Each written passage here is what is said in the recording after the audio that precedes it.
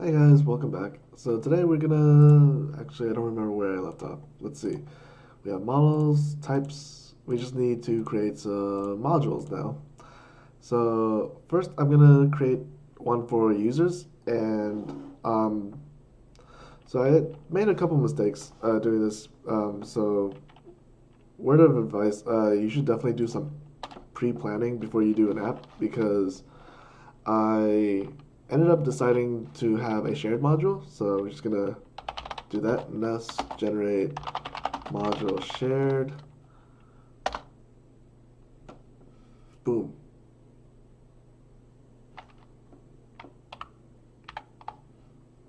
Oh, there it is. Okay, that took a while. Um, and in here is where I'm actually gonna have the user service. Um, let's see if I still remember the command. So nest generate service shared slash user. I believe that works correctly. No, it doesn't. Alright, well, I'm just gonna put that here.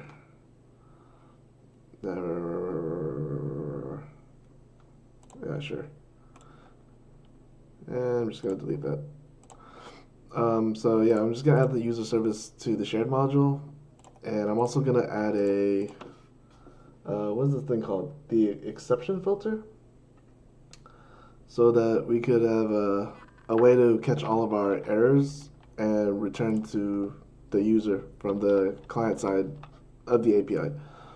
Um, I don't know if the Nest generator has filters, so I'm just gonna create that class. So touch source shared HTTP exception dot filter dot ts. And I actually copied and pasted this from my previous NestJS tutorial, but for the sake of this tutorial, I'm gonna actually type it out.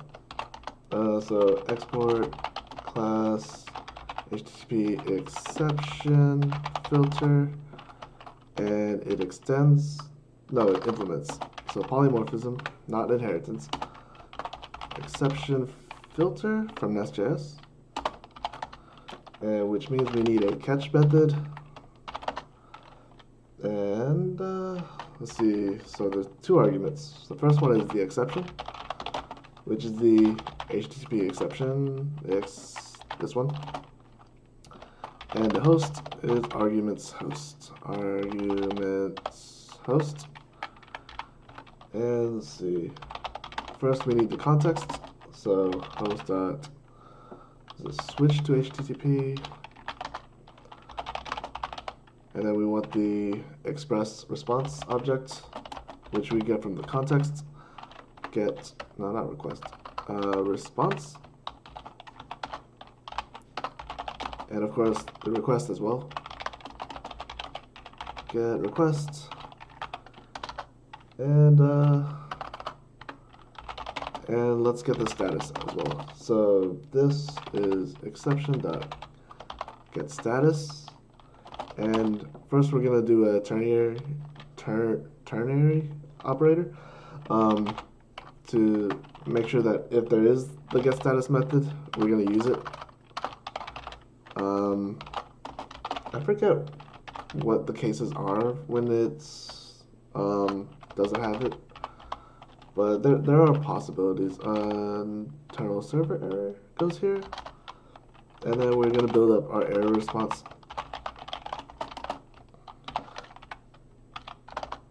And then finally do a response dot status dot JSON of the error response. So this part is just a normal express thing.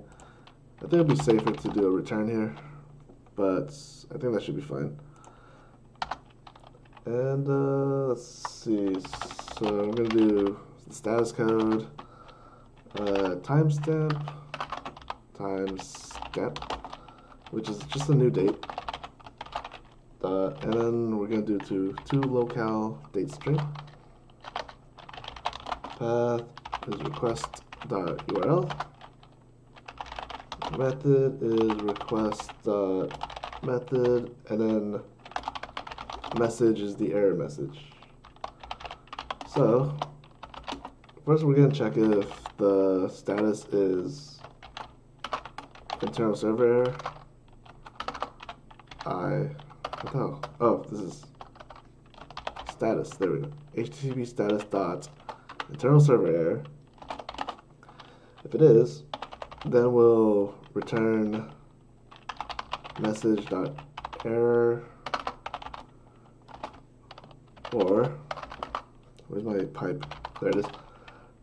Exception dot message or null.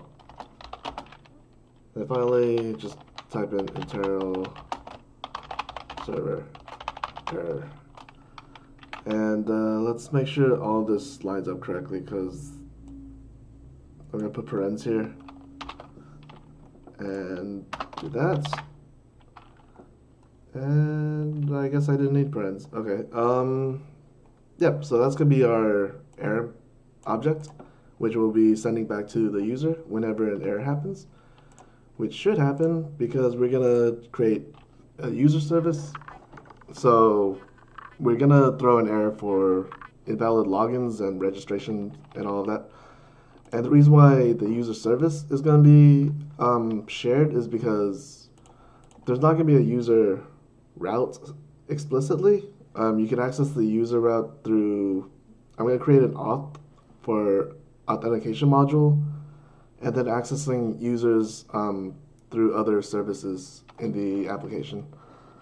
So, with that out of the way, let's, I also need to update the user schema, so let's go there first.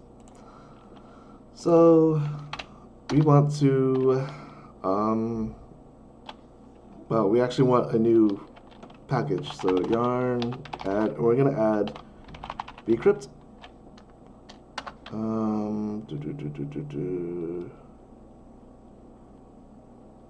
And once that's done, we're also gonna add the bcrypt types as a dev dependency.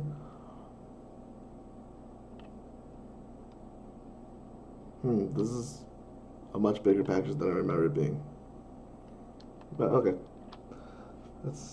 yeah, while that's happening, I'm going to open up the thing.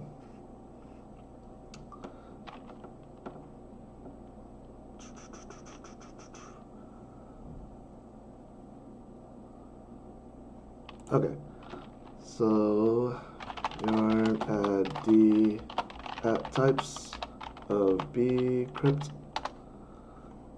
and then we could just do user schema dot pre-save. We're going to create a async function, and I'm actually typing out function because the way Mongoose works is it's going to bind this explicitly, so you need to have the current context. Hooked next function. I believe that type is correct.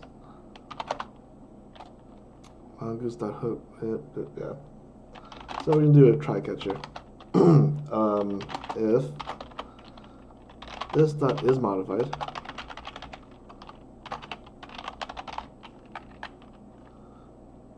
yeah. Return next, which is this function here. Const hashed is equal to awaits bcrypt dot hash this password, and we're going to give it a strength of 10. And we also need to import bcrypt.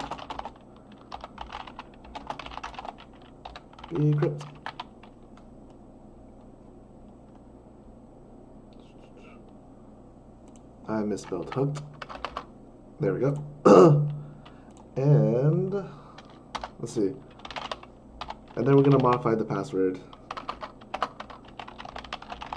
to replace it with the hash.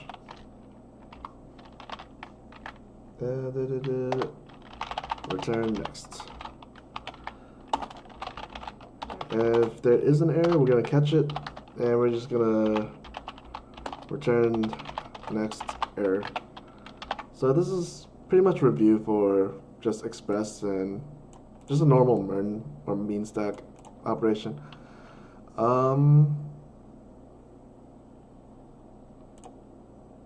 Oh, right, user service. That's what's next. Okay, so in the user service, this is schema. User service. Oh, that's quite a bit. Okay, so first we need to create a constructor and do some dependency injection.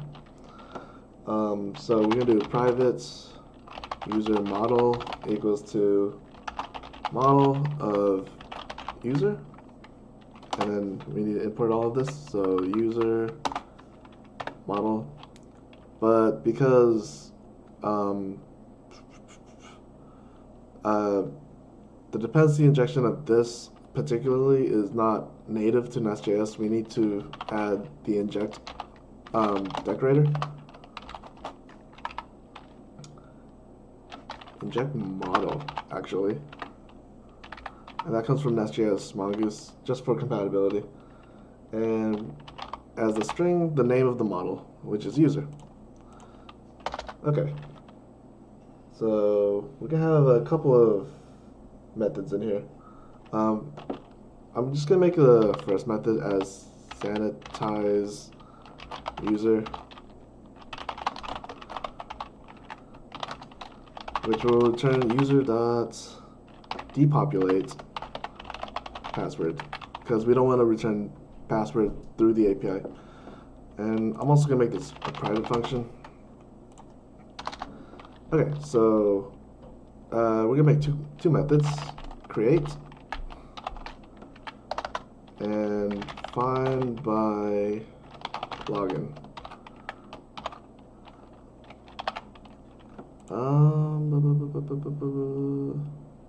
Yeah, that should be good for now. While we do that, I'm also gonna make a new module for auth, so then we can access these methods through a route. So nest generate module auth. There we go.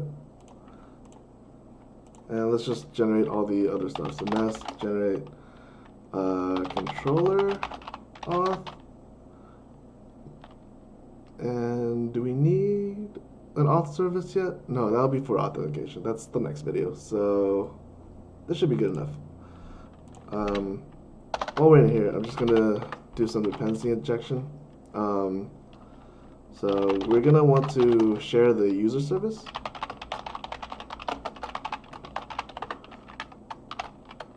And to do that, we have to remember to export the user service from the shared module. Exports, as well as import it into the auth module.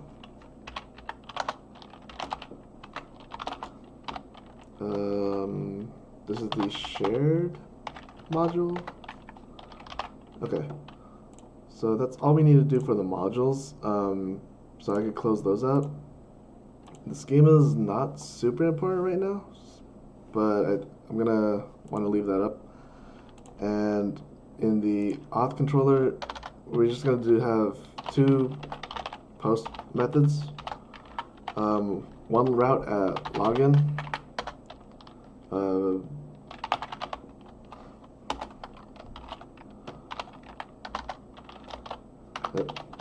Post. Another route at register. Oops.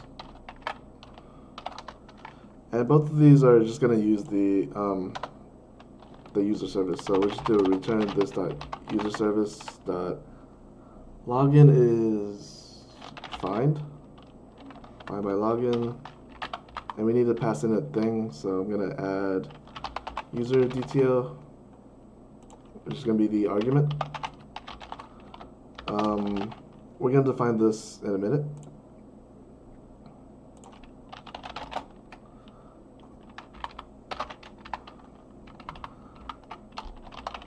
Okay, add promises really quick. User service dot create user DTO.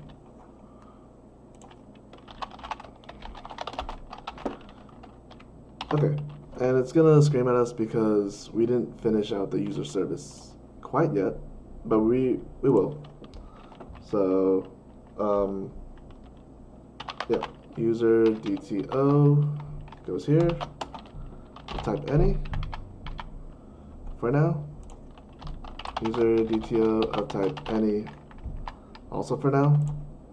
And we're gonna type these right now actually. So for the DTO interfaces, I think the best place to put it is in auth. So I'm gonna make a new TypeScript file called source auth.dto.ts. And we're going to export two interfaces. Interface login DTO, which is going to be username with string, password of string, export interface register DTO,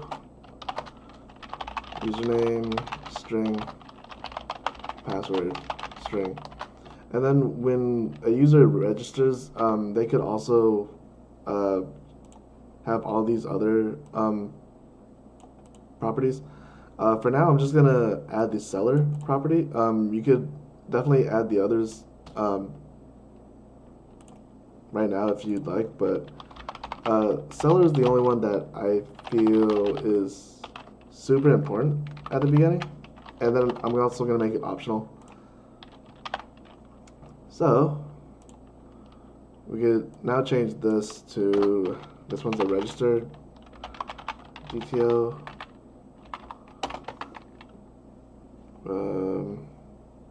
Why can't I? It's exported, right? Ah. Okay, I'll just do it this way.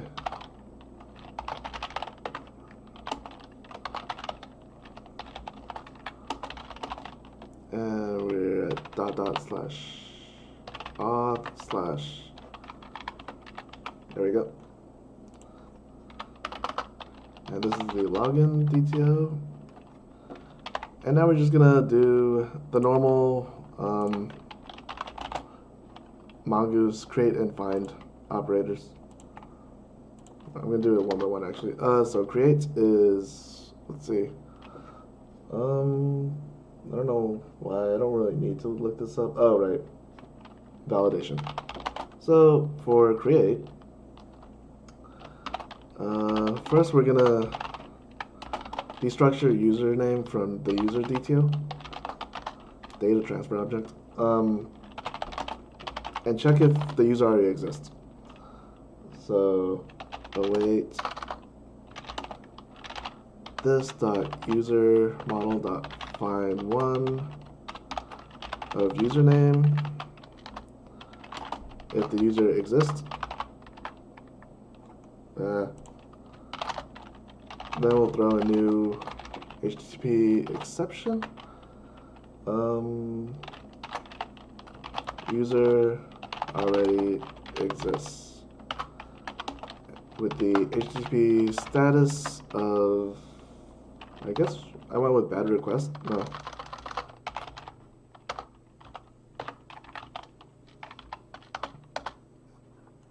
Otherwise, it will just pass that check, and then we could just make a created user now. New this dot user model of user DTO, and make sure we save it. Created user dot save, and then we'll return this dot sanitize user of created user. Yep, that looks right. And similarly with find by login, we have to also do the same checks. So const username, go user data transfer object, const user equals await this user model find one of username. This time we're checking if the user doesn't exist. Then we're going to throw the error exception of invalid credentials. And this one, the status is going to be not forbidden, but what is this? This is unauthorized. Next, we're going to check, or we're going to do another check, but this time we're going to have a promise of bcrypt, which we need to import because it's one of these imports. So it doesn't auto import. All right, so bcrypt.compare, we're going to compare the password with the user.password. And this password, it comes from the data transfer object. Okay, so if it passes, then we'll return this.sanitize user of user. Else, we'll throw another error, which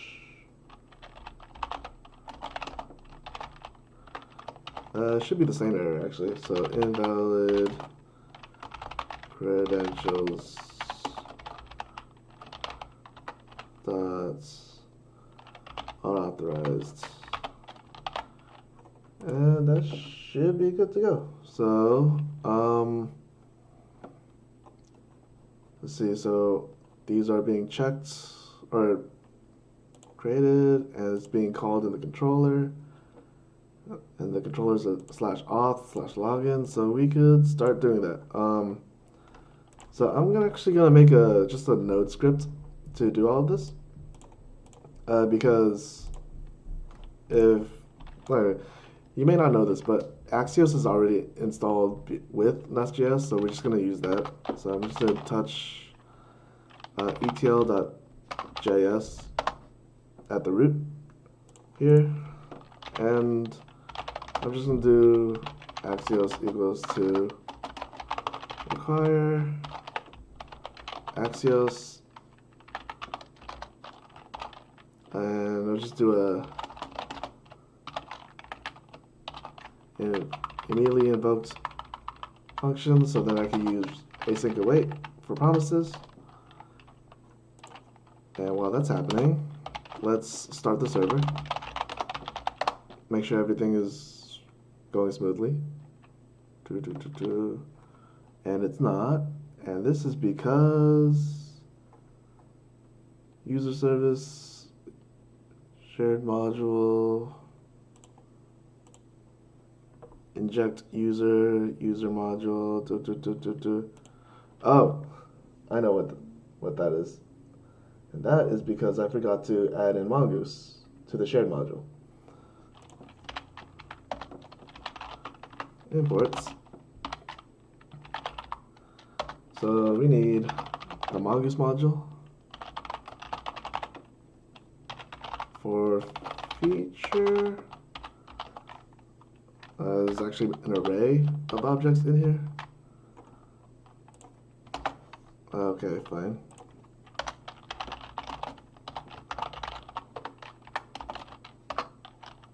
From NestJS Mongoose. Mongoose module has no. Did you mean Mongoose module? Yes, I did. Oh, there we go. Okay. Name user schema. User schema. Okay. Okay. Hold on. Where's the end? There it is. Okay, so our Nest server is working. And now we just need to test it. So That's not the right file.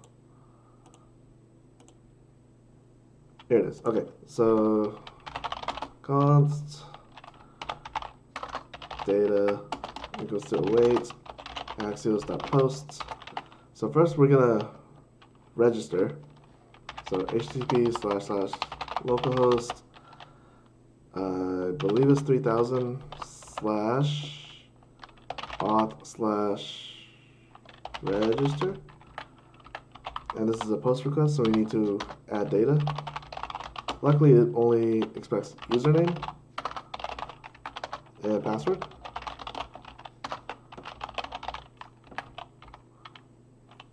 That's not supposed to be a semicolon. And we're gonna console log data.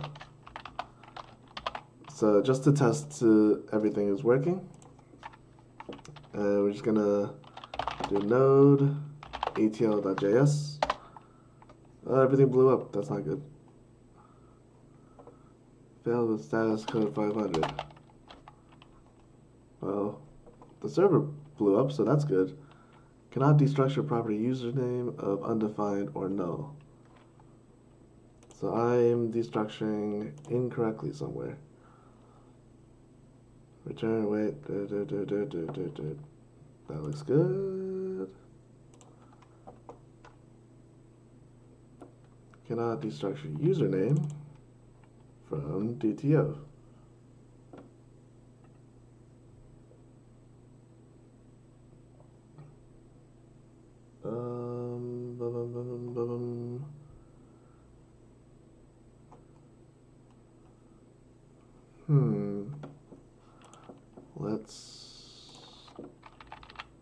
Does it matter if I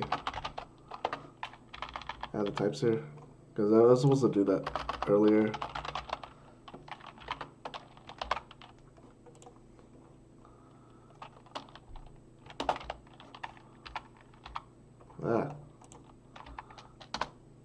Nope.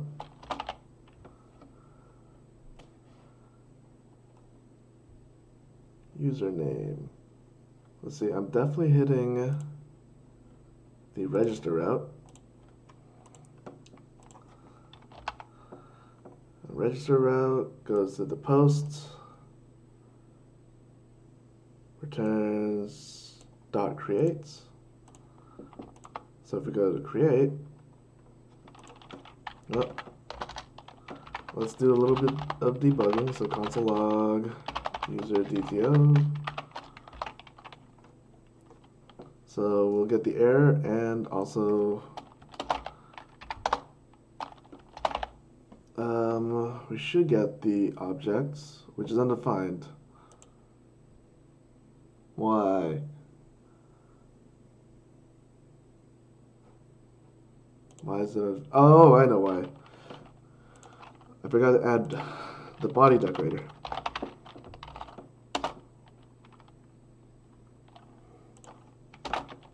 Okay. Let's just double check. Okay. That should work. Let's run Axios again. And we have our created user, which has no username. Why? That's really weird. When I say sanitize user, I depopulate this password. Models, user, oh crap. User name should be a real field, so I think we could get away with registering again, so let's do that. There we go. And now we could check login.